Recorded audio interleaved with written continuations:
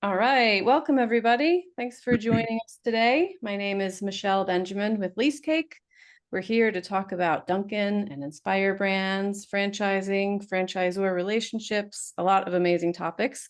And before we get into the actual content today, just a couple housekeeping items. We are recording this and we will be sharing it with everyone who registers in case you want to listen again or share it with a friend.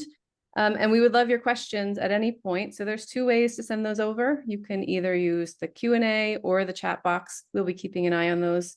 We'd love to hear from you at any point, so don't be shy. And if we don't get to them while we're talking, we will take a look at the end and make sure we address them. But with that, I will pass it over to Taj and he can introduce our speakers. Great. Well, hello, everybody. Welcome to today's Leasecake live webcast. And thanks again, Michelle, for a lovely introduction. We are in the education business, and at Leasecake, it's important to share stories, ideas, and advice across the industry that can help business operators just like you. We definitely want to keep this interactive, as Michelle said, and we encourage your questions during the program because we're going to answer them live, and frankly, it's a lot more fun that way.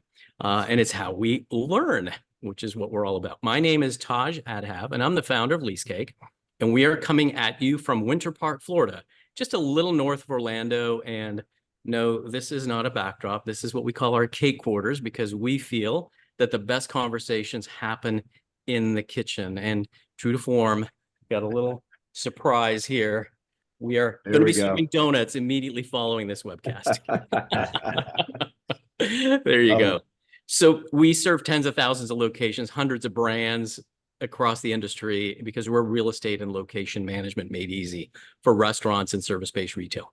We reduce real estate risk and protect your locations so you can focus on growing your business and, in fact, really growing your legacy. And that's really what we're here today to discuss. So we've got a packed house, got attendees across North America, brand leaders, franchisees representing fast casual, QSR, coffee, fitness, automotive, specialty retailer, law firms, CPAs, partners. It's like an entire ecosystem. So our mission is being accomplished here. We want to include everyone in these stories.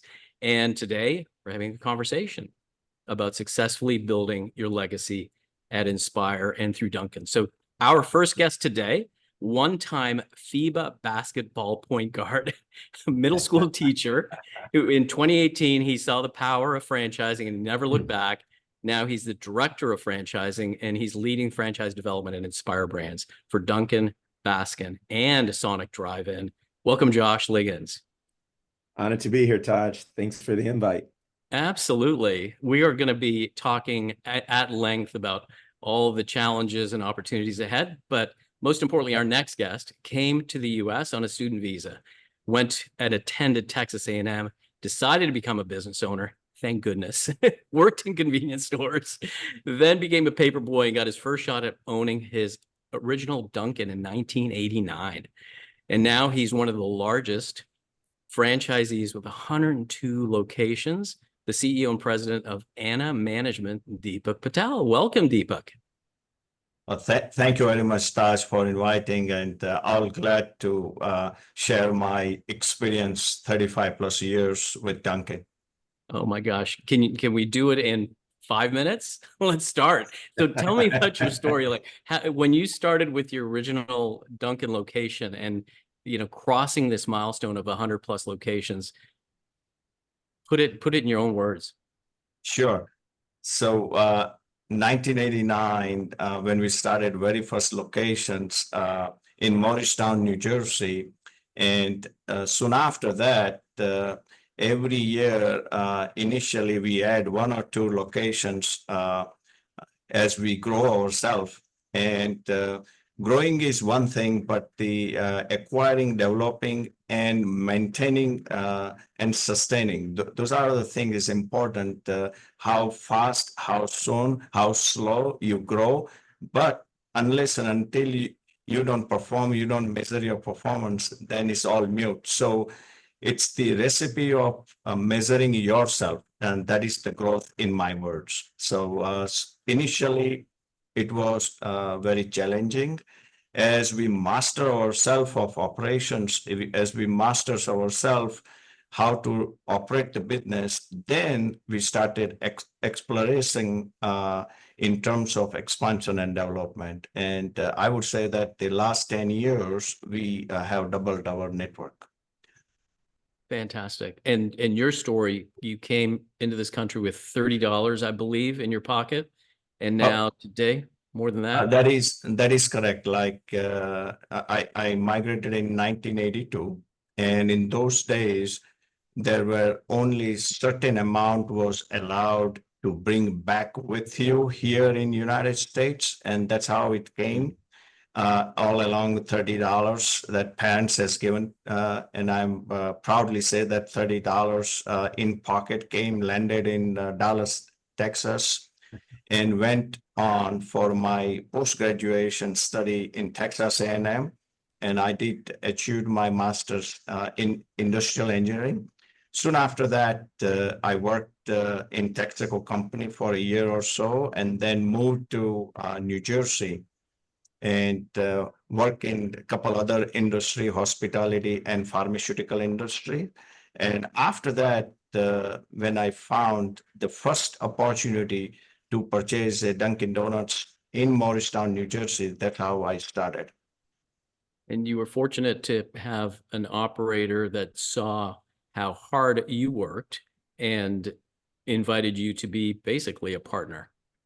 Is that right?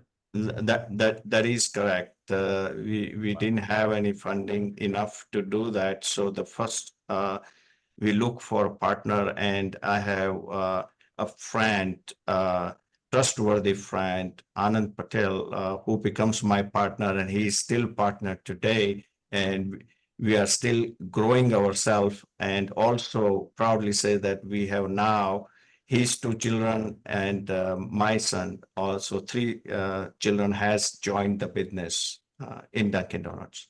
Yeah. Though there's a phrase, right? It takes a village, but sometimes it takes a family or multiple families. I don't know, Josh, with your role at Inspire and with Dunkin' specifically, do you see a common theme with whether they own other concepts, they have experience, or they're brand new to the system, brand new to franchising? What kind of commonalities do you see in that? I want to be a part of building something. Yeah, I'd say, there's different tracks of individuals that you bring into Dunkin'. But I'd say probably the most special is the family, similar to what Deepak has here, where it's something that's been built over time, over multiple generations. Like there's, obviously when you're, one of the top QSR concepts in the US, you get a variety of everyone, right? You get private equity groups that come in that have a specific goal that they're trying to accomplish off of that. You have your, individual dreamers, but the family org that Deepak and many others inside of Dunkin' have, it's really, in my opinion, what built Dunkin'. It was not as sought after back then as it is today. And so when you look at groups like Anna Management, I think of Hari Group, I think of Scribanos and Kafua, like a lot of these groups it's families that committed to each other, that had a dream, that put together an organization, has created something really incredible out of it. And so, honored to be on here with Deepak. I told him, in our prep calls that one day, man, I'm hoping to do the same thing with my family that you've done with yours. We got to get Deepak a Dunkin', tracksuit, just like UC Sporting. Oh, I'm sure he already has a closet of them. I guarantee if he says he wants it, it'll be there. Nice. Yeah. So Deepak, back to you on choosing Dunkin'. I mean, it sounds like it was a little bit of a serendipity, right? You were working hard, you had an opportunity, but you stuck with the brand and you kept bolting on more and more locations. Were you, in a sense, acquiring, or did you start to acquire later as you started to create new locations and doing any de novo development? Tell us about that journey. Sure. So when we started very first store in '89, and for following 10 years, we have only did acquisitions. And then after that, we started to develop and trying to create a white space where we can develop, whether it is in a strip center or whether it's ground up locations.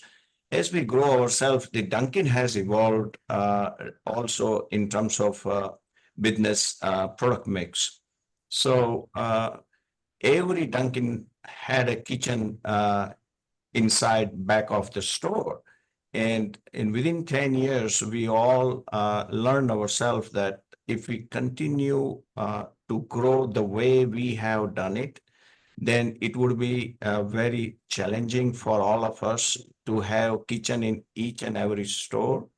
So the communicating with brand, and brand is very cooperative in terms of finding resolutions and finding innovations that how we can grow together. So this is a really a classic story with franchisor and franchisee.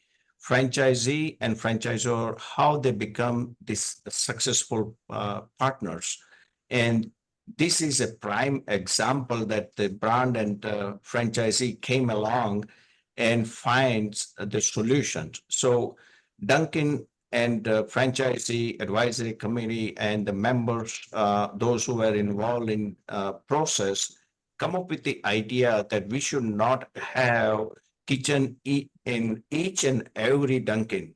So they started to supply from one store to another store, and as we grow the concept, that create the opportunity for providing the products, especially donuts, to the multiple stores. And that's how it creates the concept of central manufacturing kitchen. Today in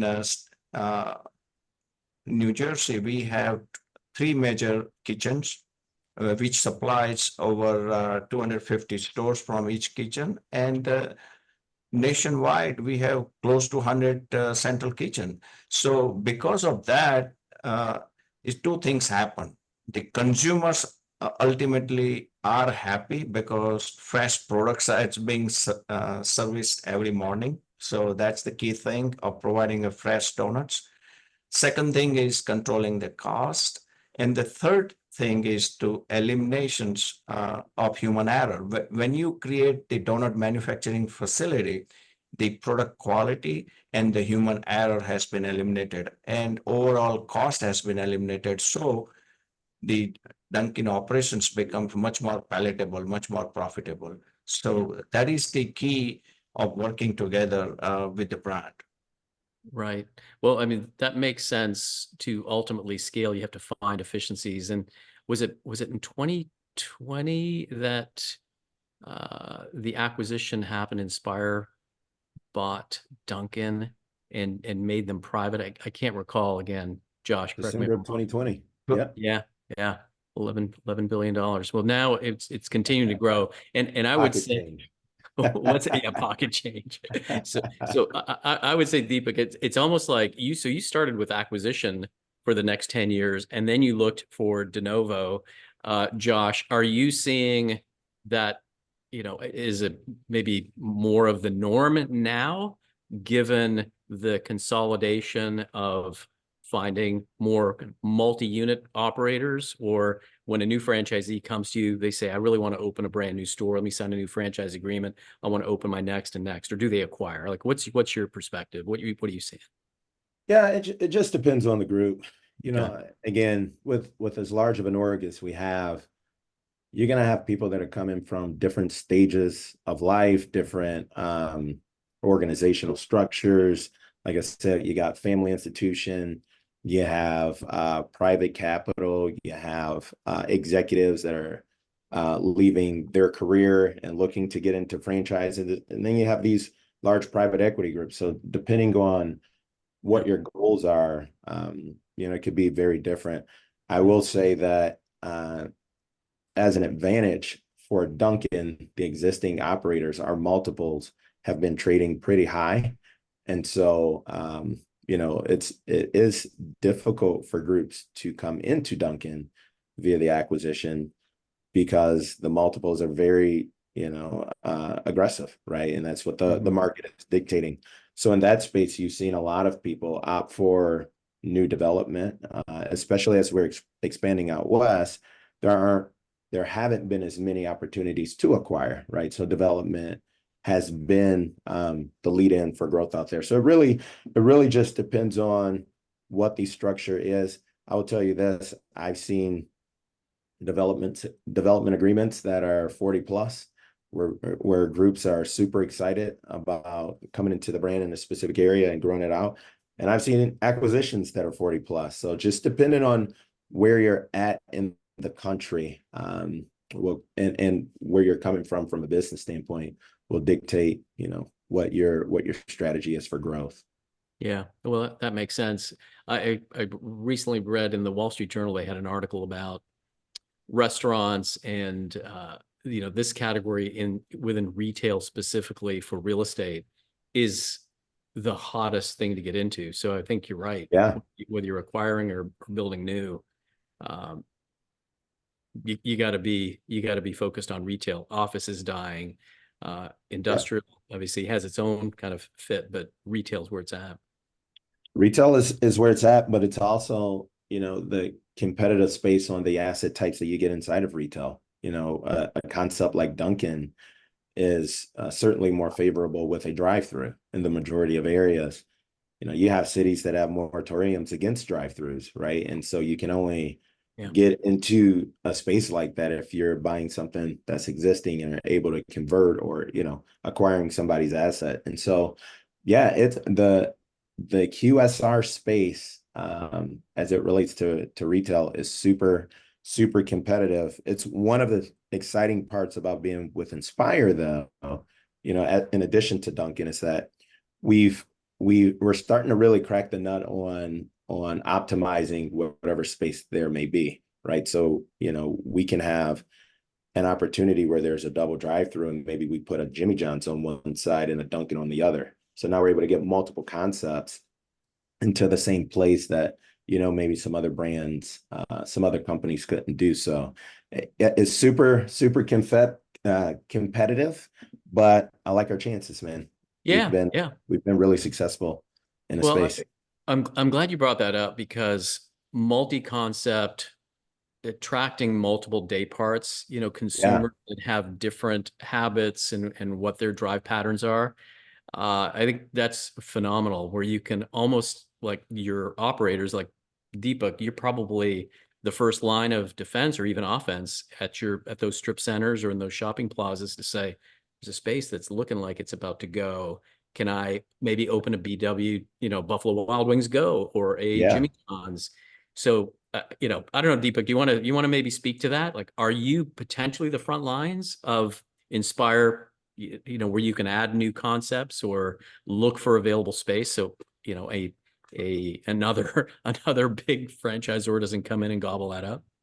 So Josh is knocking our door too. And I'm glad you brought it up, Taj. Sorry. So I would say that each and every franchisee, they know their geography very well. Yeah. And Inspire brand has several other concepts, and I would encourage that everyone should look what fits in particular geography, because every concept have a different customer base. So I think it is a great opportunity for Dunkin' franchisee to be in other concept. And I would say that what I have learned, that Buffalo Buffalo Wild Wings to go concept, existing Dunkin' franchisee has probably taken over almost more than 70% of new development. So this is a prime example of co-branding, whether it's independent next to Dunkin or in the same strip center or nearby geography. And it's also creating a much better operational opportunity to have a same office, back office support, and other minimizing the operational cost, and hence is creating a much more fruitful business model. Yep. So we are looking those kind of opportunity within Inspire brand to answer your questions. Are you? Yes. And also it's a synergy. And since we have more than, I would say that 70 different relationships where we have leased the locations, and those landlords are also communicating us. And if we look for similar opportunities, they come, they also communicate with us. And it's a great win-win situation if it makes sense for landlord, makes sense for franchisor and franchisee to select. And then overall, the process of approval of locations, they are also very, very technologically driven in terms of data resources and analytical work. So I think we have used those support system where we can make much better successful Dunkin and other concept if we have to open in same geography or similar geography. So I think it's a great opportunity for all franchisor and franchisee, and also for the real estate developer too. Yeah, wonderful.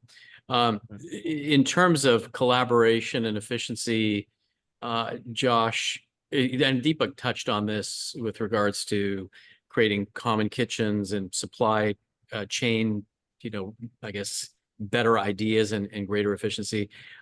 What systems or what process does Dunkin have at the leadership level to continue to advocate for this, I guess, kind of a groundswell or of new ideas that are coming from the franchisees? How do you balance that as the franchisor? So I want to make sure I understand the question right, Taj. Are you asking about the ideas that are coming from the franchisee and how we'll work toward implementing them, or something implementing along that lines? Yeah. I think Dunkin has a really unique way of going about this. And I think, Dunkin is 99% franchise, right? And so the success of the franchisee is our success, right? Our success is tied directly to, how the franchisee performs. And so if things are going well for them and they're happy, and we're probably going to be happy. But if they're frustrated, we're going to be frustrated. There's a lot of innovation that comes from franchisees, and the franchisee group has a organizational structure at a local, regional, and then brand level that really all of our decisions are flushed through, right? So at the local level, it's called a DAC, it's a District Advisory Council. Then from there, you have elected people in the Regional Advisory Council.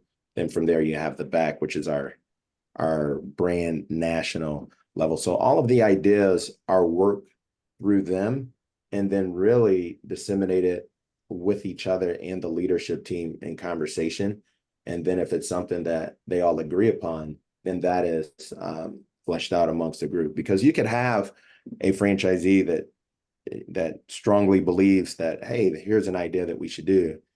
We can't just take their idea and run with it, because what if 99% of the rest of the company or country doesn't agree, right? And so we really do a lot to make sure that there's a consistency of opinion before pushing something out. But there's been some tremendous success stories around that. I'll tell you one that predates all of us, the Munchkin.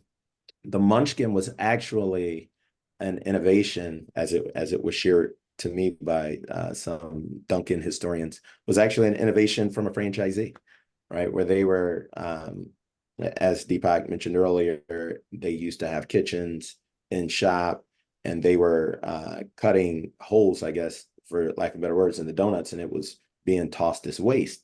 And they're like, well, we can actually bake this and turn it into something new, and it became really popular at that local level. It was brought up to the franchisor, right, at the time, communicated out, and now, you know, there's 1 billion munchkins that are sold every year. That's innovation from the franchisee. And so I think we have a nice setup that allows for the franchisee to be able to voice ideas in their organizational structure, and for that to come before the entire company, and then see if it's something worth doing or not. So a lot of ideas come. I'm not saying all of them actually come to fruition, but I think we're unique as a company that a lot of ideas and a lot of the advancement actually do come from franchisees. So Sure. we have some of the best in the industry. Yeah.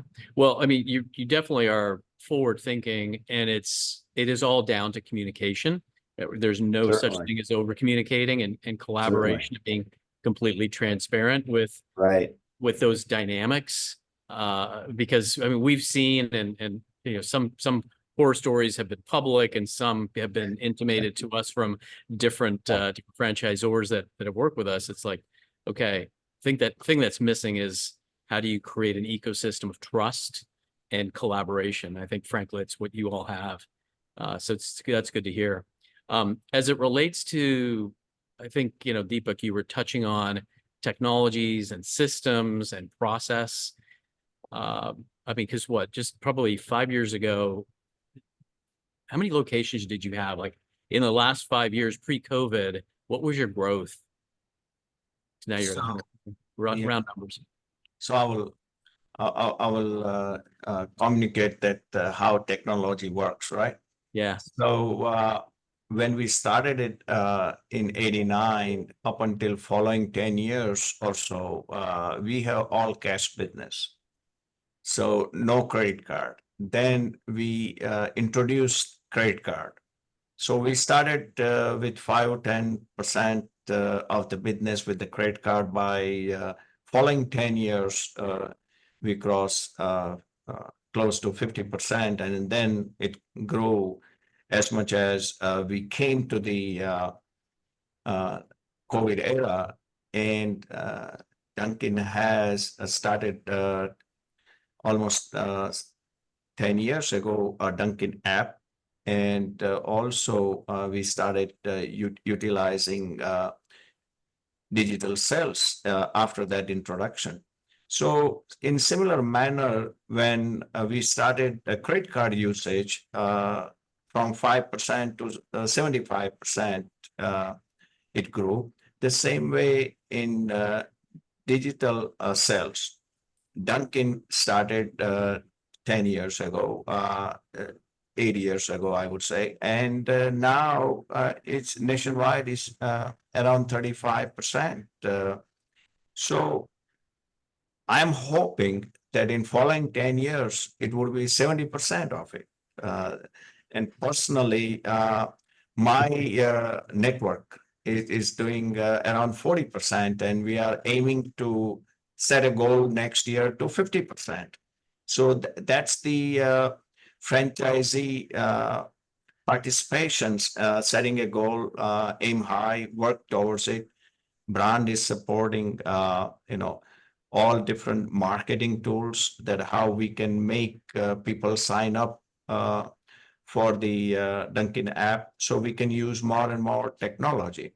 So ultimately, I would say that as technology evolved and utilization is evolved by Dunkin consumers and other brands, I believe in following 10 years, it would be 70-80% digital sales, not only in Dunkin, but I would say across other brands too. Mm-hmm. Yeah. Anything you want to add to that, Josh? Yeah, I was going to say, there's groups right now testing out full digital sales for their locations. So there's no ordering in location. It's all done via app, right? And so we'll see how it goes. There's some markets where it looks bullish, and there's other markets where it's like, not so sure yet. So, but I do believe that for the Dunkin consumer, it is a big positive. Sorry, my printer's going off over here. It's The okay. digital sales are a big deal.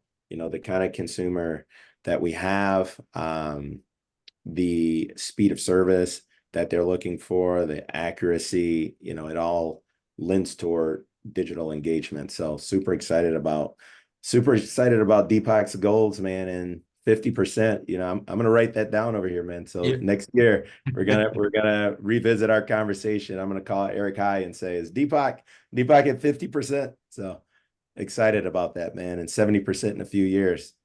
Totally in support.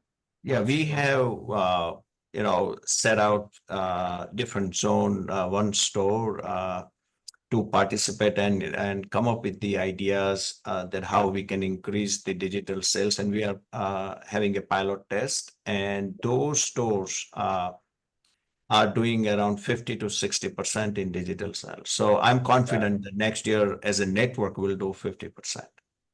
Nice. I'm Nice. with it. Yeah. So we're talking about consumer facing apps and digital sales, Yeah. shifting now to the core underpinning of your platform and the technology behind it to power the back office. What types of solutions are allowing you to scale to pass the baton? Because you built your legacy. I don't even think you need to work anymore, Deepak, but you still do. But in terms of the technologies that underpin scale, what kinds of things do you typically look for that can help Dwar and the team continue to grow and hit bigger numbers? So I would say that the area in which where you have every single day routine process, in those area, I would definitely seek out for the technology support. And I'll give you an example about before in early days, we used to do all accounting work with the paper and pencil. And today is all digital, right? This in the same scenario, hand cutting, donut manufacturing back of the store in each and every Dunkin'. Today we have central manufacturing facility. So this POS system, for example, where we have Casios of the world, calculator of the world, and today is all digitized. So each and every step of the way, as technology has evolved, definitely we need to use it. And today, Dunkin' has kiosk in ordering their products.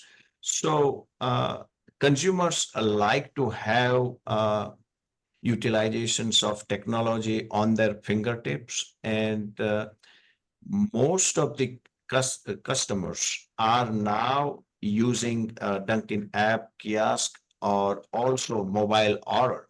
So that helps growing different products in different manners, such as some customers comes, orders, pick up their products and leave.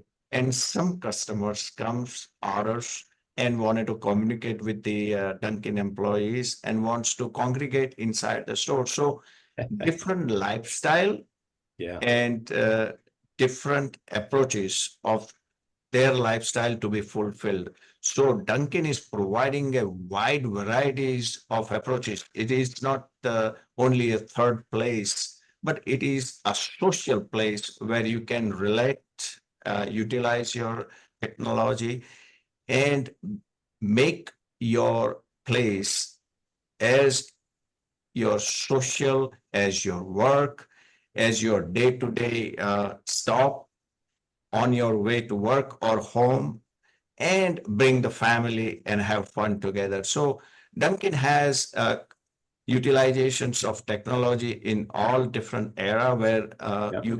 you can fulfill all your needs. Yeah. Well, what does Anna management look for to provide capabilities for your back office team? You talked about accounting and outsourcing that. I wasn't sure if you were going to talk about some other technology specific to your operation and how you're getting that scale. Yes. For example, we would like to utilizations of different functions with the outsourcing our needs. And then this is a prime example of real estate aspects that we are one of the list client and our management is. And what we found the most important thing is not to miss your leases, and it remains on your fingertips, right? And what is going to bring to utilize technologies for the real estate? What we experience is to bring the efficiency. That's the key thing. And it's this seamless, important thing is that technology provide you the accessibility, right? It's give you the accuracy and also add and also manage what you want to do. So those kind of records with the third locations, and you can utilize within your back office. So for example, you have 100 locations and you have 100 leases. So each and every time you need to spend a time to look out for those opportunities, when it's going to have a renewal, when it's going to have to give them the notices that I'm renewing, I am leaving, when the rent will go up, you need to provide that. So also creating some of those outsourced relationships also going to bring the much more better results in terms of concentrating on your operations. So what we found ourselves is that we want to spend time and prioritize our time where it belongs. So we are operators, and our most of the productive time should be utilized in managing the business, not managing the certain aspects of that operations, where if we can outsource ourselves, utilize those technology, those who have created a platform and those who are specialized in it, let's use those services. So we are utilizing that, and we would continuously look for similar opportunities in where we have a technological platform comes. Accounting is one, real estate is the another one, manufacturing is the another one.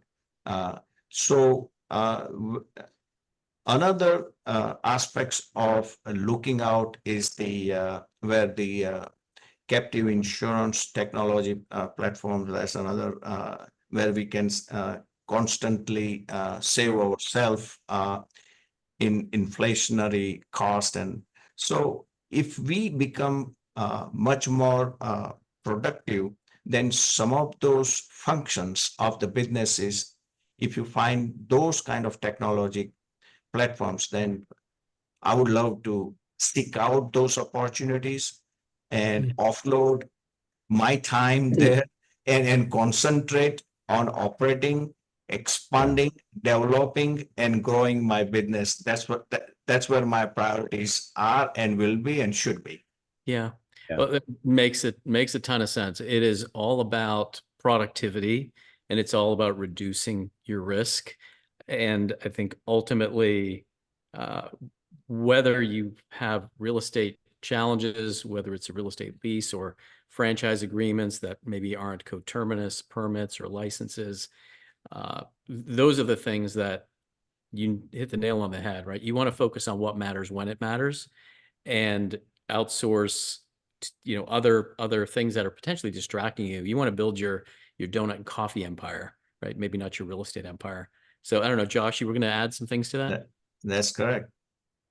No, I was just in agreement. I think he summed it up well, and I will add, I think it's so important that operators are doing that. And I think franchisors are starting to buy into that as well. That I've even seen franchisors or even groups like the parent companies like Roar starting to invest in those technologies to be able to provide them to their franchisees so that they can utilize those services, so that they can, again, be alleviated of a lot of these things so they can focus on what matters, and I'm not saying it doesn't matter, but focus on what the specific task at hand is, and that is serving our consumers, right? Like if you are so stressed in trying to keep up with your leases or your insurance or everything else that's going on in the business, that you don't have a smile on your face when you're serving ice cream, and you don't have speed of service and accuracy when you're handing out coffee, it's a disservice to the consumer. It's a disservice to the franchisee. This is disservice to us as the franchisor. And so any of the tools that are out there where our franchisees can utilize those things, we certainly encourage that, and try to build as many relationships in that space as we can. So but it's no surprise to hear Anna Management is already on top of it and taking that approach, which is why they're able to execute operations at such a high level, because they actually have time to focus on that versus everything else. And talking about LeaseCake, with another group, I won't share what the name of that group is, but they share it with us that they have franchisees every year that end up having to close stores because they're not keeping up on their notices, like just off of that. And so having a service that is able to address that for you, a little shameless plug for LeaseCake, having a service that's able to address that for you and keep those things front of mind while you're not having to think about it, it's invaluable. And for some people, it's actually, the difference between having a location or not. So, well, I appreciate that. And, Deepak, you brought up cashless, right? Moving to credit card. We've heard stories on that theme where they forgot to cancel their Brinks contract. And so for a year and a half, because they couldn't get out of their agreement, there was a Brinks truck that pulled up, didn't have any cash to pick up, but by golly, those trucks were there. And it's absolutely insane. So it's not just real estate, it's other things like contracts and auto renewals, and there's incredible amount of noise. So let me ask Josh on, because there's a question that came across. So what kinds of things, would you recommend people maybe keep track of? Are there other things that, if you want to add to any examples that you've seen, snow removal contracts or waste management, any ideas that you've come across or heard, Josh? I'll ask it. Well, I would defer that more over to Deepak, because he's, obviously king of operations, and, he had a store when I was 5 years old. So, and I'm a long ways from being 5 years old. So the kind of things that you should keep up with at a macro level, I would defer that to him. But I will say, coming from the franchise sales space and the development world, it's really important to keep up with your contractual development agreements, and as people continue to expand in different markets, and they have a lot of different development agreements in different regions. Some of them, via acquisition, will have 5 development agreements in one city, right? Because they purchased somebody else's assets, their organization, and their development agreement. And so I've seen groups lose track of those dates, right? Like, oh, I thought in this market it was, at the end of the summer or the end of this, when actually here, well, I got this one-off that happened earlier at this time. And so there's a lot of consequences to defaulting on development agreements, right? It's a contractual obligation between you and the franchisor. And so when you default on that, for no real good reason outside of I forgot, it's obviously a fracturing of trust, and could, certainly lead to some issues, between the two. So that's obviously the big one in my space, but I think Deepak might have another 50 that he could draw on from over the last 35 years.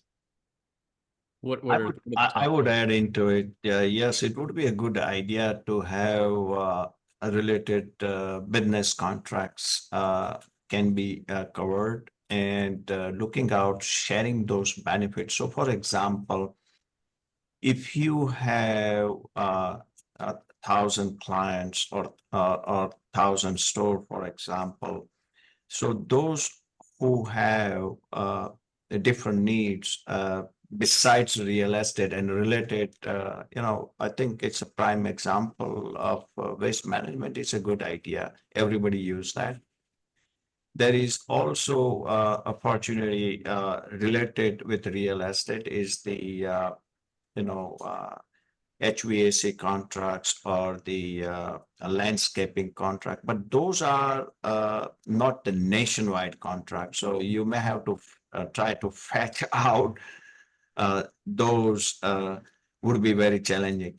But waste management, it's some of the geographical and area where you can find a larger supplier where you can create value to your clients. So it would be a win-win situation, definitely. Yeah. Yeah, for sure, for sure. From an acquisition perspective, as you were you were doing this way back, I guess, your initial first 10 years, did you find any challenges as it relates to acquiring any key dates or maybe some default provisions that were not yet met with one of the operators that happened to have a lease that was in default, let's just say, Deepak? So I haven't personally experienced myself in our network, but some franchisees may have. And when it happens, it's really a big challenge to lose a location.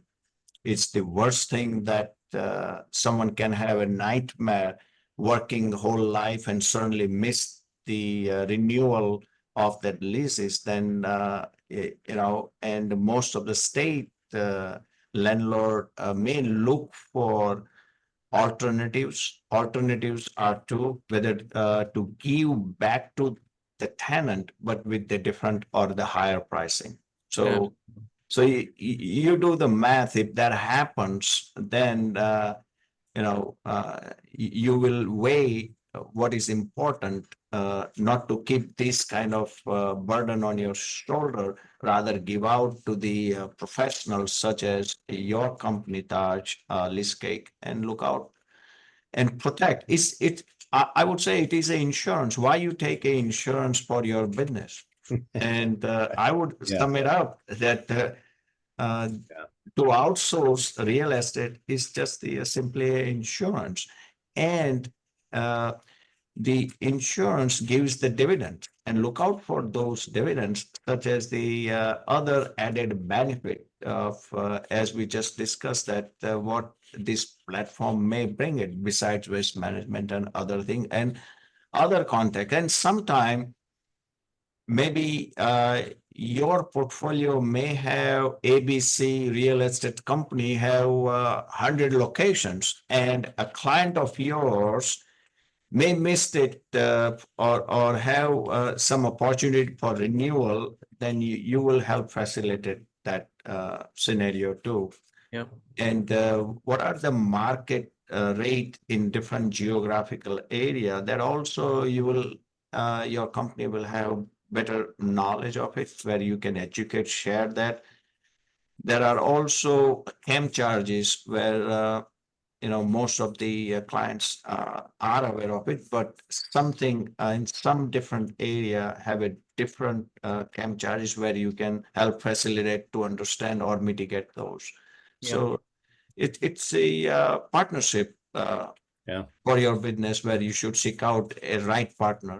Yeah. So Well, you definitely want to avoid any potential closures. And I mean, because Yeah. gosh, you're going to start losing sleep if that happens, right? yes. Man, yeah. I mean, I'll lose sleep, but the type of sleep that franchisee will lose, it's you think about how difficult it is to get into a top franchise organization in the first place, right? So imagine someone has pooled their resources, reached out to family members, got, people to invest in them or taken out some loan to be able to do this.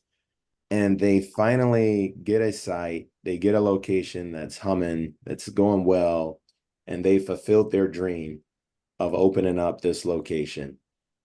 And then for no like COVID reason, no, act of God reason, no level of destruction reason, nothing but for getting a notice, you lose it. Like that, like the amount of just angst that they would have, man, it's yeah, I can't imagine it. And so when Deepak was saying it's a nightmare and his eyes lit up, he's not playing. I mean, it would actually be a nightmare for that individual. And then obviously it impacts the franchisor, but most importantly for the franchisee and what those locations mean for them and what it means for their family and the fulfillment of their dream, man. It's a horrible situation. And to have the technology today where things like that can be avoided, it's pretty cool. Yeah. It's pretty cool to see technology stepping in that space and preventing that from happening. Well, I appreciate that. Back to this legacy and this entire franchisee life cycle, you start with one, you continue to grow and you scale. You've got a technology platform that allows you to do that and take some of that burden off, which is really a big chunk of your risk.